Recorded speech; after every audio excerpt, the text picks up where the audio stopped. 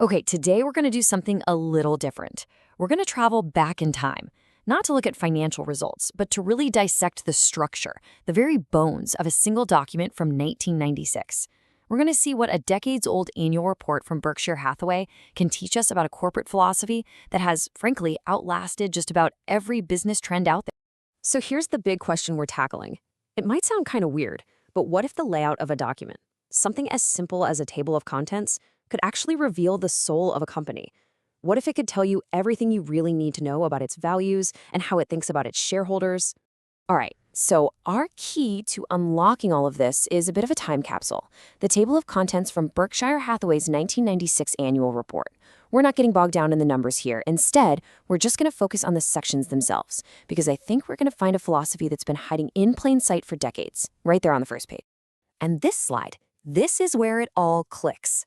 On the left, you've got the standard corporate playbook, the predictable cookie-cutter report you've seen 1,000 times. But on the right, that's Berkshire. Now look closely at those two bolded items at the bottom, acquisition criteria and owner's manual. These aren't just unusual, they are totally revolutionary. They're the key to this whole thing. Now, before we get to the really interesting parts, we need to set a baseline, to really appreciate what makes Berkshire so different. They absolutely include all the normal legally required stuff. They aren't just tossing out the rulebook, they're adding some powerful new chapters to it. So yeah, these sections are the absolute bedrock of financial reporting. This is the stuff you expect to see. It's the cold, hard facts, the audited proof, the data that every single investor needs to make a smart decision. This is the what of the business, the necessary, but let's be honest, predictable part. Okay, so now we get to move from the what to the why and the how.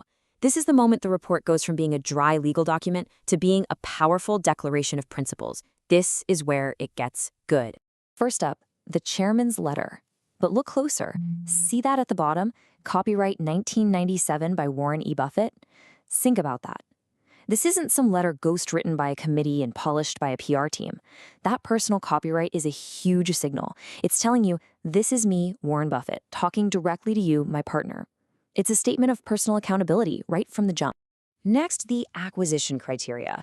This is just an act of radical transparency.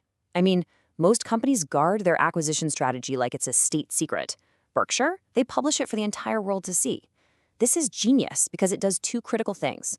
It manages everyone's expectations, and it basically acts as a giant help wanted sign, attracting exactly the right kind of business owners to them. And that brings us to maybe the most insightful piece of the entire puzzle.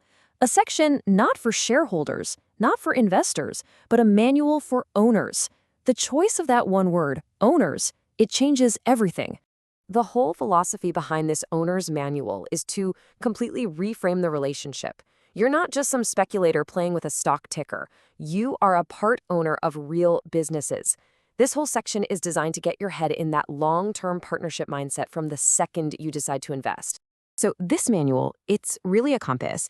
It lays out the ground rules, the economic principles that Berkshire lives by, and what you, as an owner, should expect from them. It's designed to be a filter, right? It attracts the people who get it and probably repels the ones who are just looking for a quick buck. So when you put it all together, what you get from this analysis is a clear blueprint. The way this report is organized isn't an accident. No way. It's a masterclass in reflecting a corporate culture that's built on some really powerful, specific principles.